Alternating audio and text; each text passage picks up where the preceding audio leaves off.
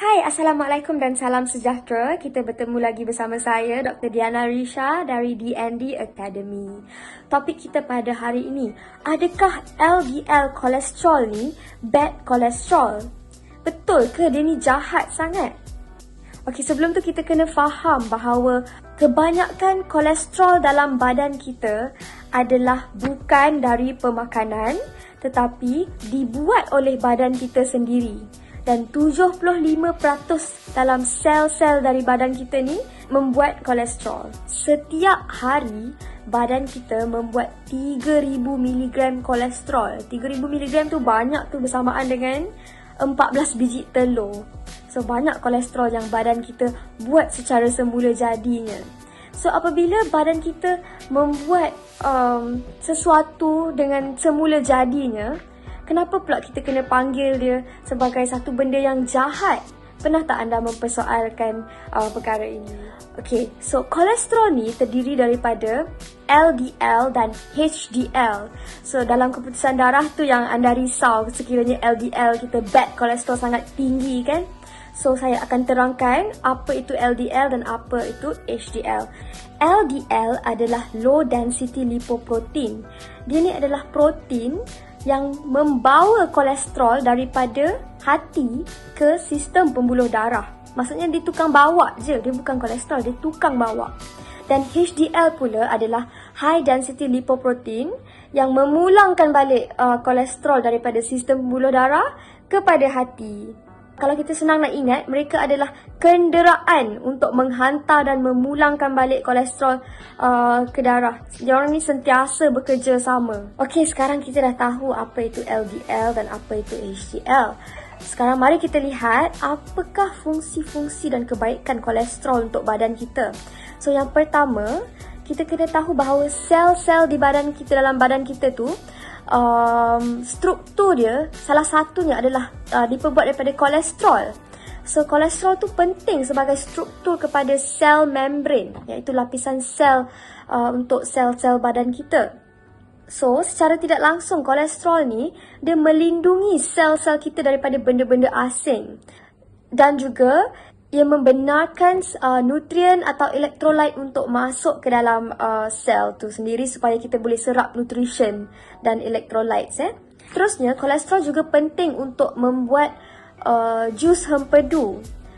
Kita tahu bahawa kita punya gallbladder atau hempedu kita kan akan mengeluarkan jus. So, jus hempedu ni penting untuk pencernaan vitamin larut lemak seperti vitamin A, D, E, K, supaya kita boleh dapat nutrition daripada vitamin ni. So kalau tak ada bile, tak cukup bile sebab tak cukup kolesterol, kita tak dapat nak menyerap nutrition semua vitamin A, D, E, K ni. Kolesterol juga adalah penting untuk production estrogen, progesteron, testosteron.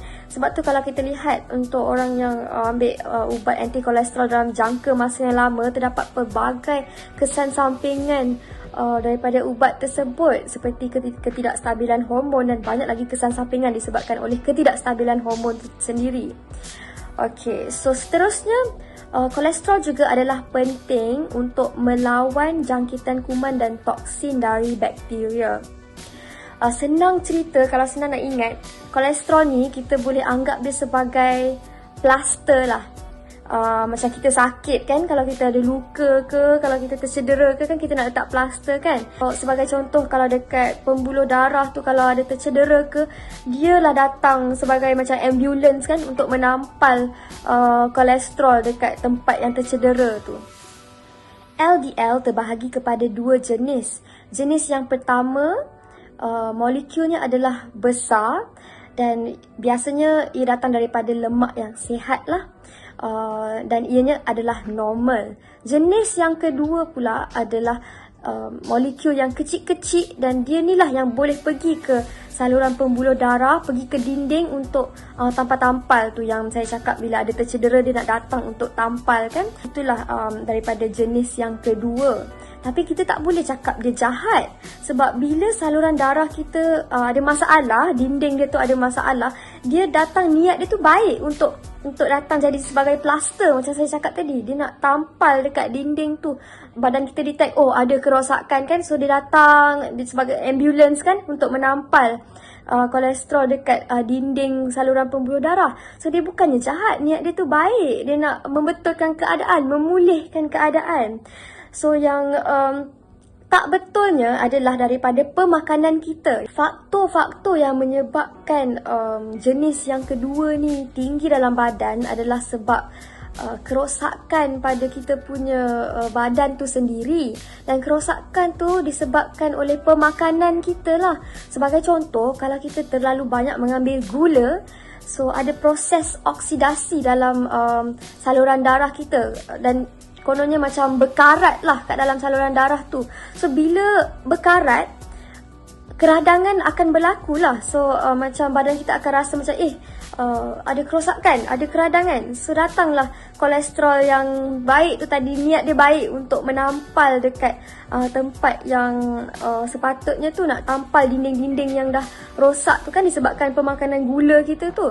So bila dia datang menampal, dan bila dia datang menampal lagi, benda tu membesar, itulah yang terjadinya plak ataupun clot. So saluran darah kita tersumbat, dan bila tersumbat tak cukup lah oksigen untuk lalu, dia jadi lambat dan oksigen tak cukup dalam badan kita. So bila dia pergi dekat kapilari, dekat saluran yang kecil-kecil tu, dekat kaki kita, itulah yang kebas-kebas, itulah yang rasa tajam-tajam. Dan kalau pergi dekat jantung pula, oksigen tak cukup dekat jantung, itulah terjadinya serangan jantung. Dan bila clot tu pergi dekat otak kita, saluran darah di otak pula tersumbat, jadilah stroke.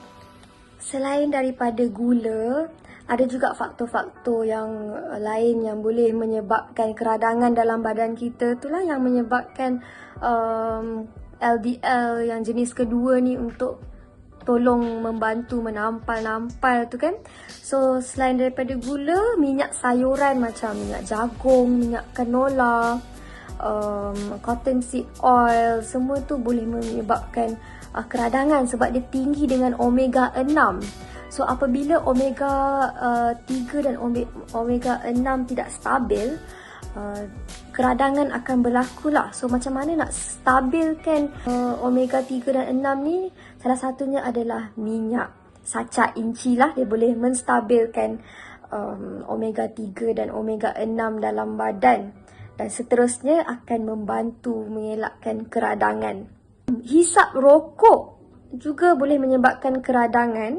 Kurangnya vitamin E dan juga makanan yang berproses kan, semua ni boleh menyebabkan keradangan. So untuk kita mengelakkan daripada kecederaan dalam saluran darah kita, kita kena elakkan lah benda-benda yang menyebabkan keradangan ni. Okey, katakan kita dah buat blood test, lepas tu keluar pula total kolesterol tinggi, LDL pula tinggi. So perkara pertama, jangan panik. Kita tengok pula level triglyceride dan HDL. Kalau triglyceride tinggi dan HDL rendah, bermaksud LDL jenis yang kedua tu yang tinggi dalam badan. Bermaksud secara tidak langsung, maksud dia badan kita ni banyak kecederaan lah, banyak keradangan yang menyebabkan kolesterol tu datang untuk membantu. Kan? Kalau triglyceride rendah dan HDL tinggi, maksudnya ia jenis yang pertama tadi, yang normal. LDL jenis pertama yang molekulnya yang besar-besar tu adalah normal lah. So kesimpulannya, kalau LDL kita tinggi, triglyceride kita normal dan HDL normal, maksudnya tak ada masalah, kita tak perlu risau. Okay, tambahan pula, American Heart Association pada tahun 2018 diorang dah keluarkan guideline yang terbaru yang mengatakan bahawa total kolesterol tidak dikaitkan untuk meramal masalah jantung. Jadi, nak panggil LDL ni sebagai kolesterol yang jahat ke, bad kolesterol ke? Yang jahatnya adalah pemakanan kita, bukannya LDL. LDL tak bersalah dalam hal ini ya. LDL ni cuba nak bantu kita, niat dia baik, nak memulihkan keadaan. So dia adalah baik, yang jahatnya pemakanan kita yang merosakkan badan kita, merosakkan pembuluh darah kita. Macam mana kita nak membetulkan keadaan? Kita kena jaga pemakanan, kita kena elakkan pemakanan bergula, elakkan minyak sayuran, elakkan junk food, elakkan makanan berproses, lebihkan sayur-sayuran dan buah-buahan. Itu kesimpulannya.